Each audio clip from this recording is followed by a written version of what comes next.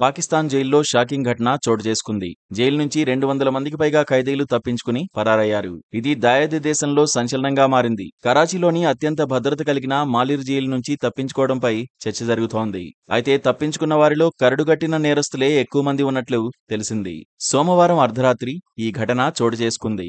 Jail ప్రవేశ ద్వారాన్ని బద్దలుకొట్టి మరీ ఖైదీలు పరారైనట్లు అక్కడి మీడియాలో ప్రచారం జరుగుతోంది. ఇక ఈ సంఘటన గురించి తెలుసుకున్న మిగతా పోలీసులు వెంటనే అక్కడికి చేరుకున్నారు. పారిపోతున్న కొందరు ఖైదీలపై కాల్పులు జరిపారు. ఈ కాల్పుల్లో ఒకరు చనిపోయారని, మరికొందరికి గాయాలయ్యాయని తెలిసింది.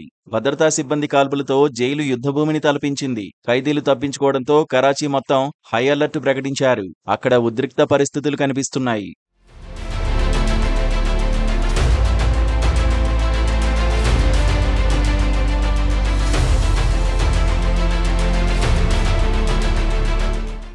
పాకిస్తాన్ ఆర్థిక రాజధానిగా గుర్తింపు పొందిన కరాచీ నగరంలో సోమవారం భూప్రకంపనలు వచ్చాయి. 4.2 తీవ్రతతో ఈ భూకంపం వచ్చింది. కాగా భూకంపం వచ్చిన కాసేపట్లోనే కరాచీలోని మిగతా చోట్ల కూడా ఆందోళన మొదలైంది. తమ దగ్గర ప్రకంపనలు వస్తాయనే భయంలో ఉన్నారు. అప్పుడే జైలు పరిసర ప్రాంతాల్లో కూడా ఈ తరహా ఆందోళన కనిపించింది. వెంటనే పోలీసులు అలర్ట్ అయ్యారు. జైల్లోని బ్యారెక్లో ఉన్న ఖైదీలను బయటకు తీసుకొచ్చేందుకు చర్యలు తీసుకున్నారు.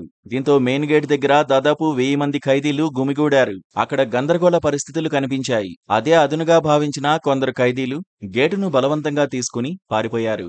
సెక్యూరిటీ వద్ద ఆయుధాలను లాక్కుని పోలీస్ అధికారులపై కాల్పులు జరిపారు. ఇక పరారైన ఖైదీలను పట్టుకోవడానికి భద్రతా సిబ్బంది కాల్పులు జరిపి పలువురిని అదుపులోకి తీసుకున్నారు. ఖైదీలు మెయిన్ గేట్ ను బలవంతంగా తెరిచి పారిపోయారని మంత్రి జియావుల్ హసన్ చెప్పారు. ఖైదీలు తప్పించుకుని కరాచీ వీధుల్లో తిరుగుతున్న పలు వీడియోలు సోషల్ మీడియాలో వైరల్ అవుతున్నాయి. ఈ ఘటన స్థానికులను భయాందోళనకు గురిచేస్తోంది. పరారైన మిగతా వారి కోసం పోలీసులు గాలిస్తున్నారు. పాకిస్తాన్ సైన్యం, పోలీసులు సంయుక్తంగా భారీ ఆపరేషన్ ప్రారంభించాయి. పరారైన ఖైదీలు, వారి నేర చరిత్ర గురించి అధికారులు పరిశీలిస్తున్నారు. అయితే ఈ ఘటనతో పాకిస్తాన్ జైల్లో భద్రతా డొల్లతనం బయటపడిందనే అభిప్రాయాలు వ్యక్తమవుతున్నాయి.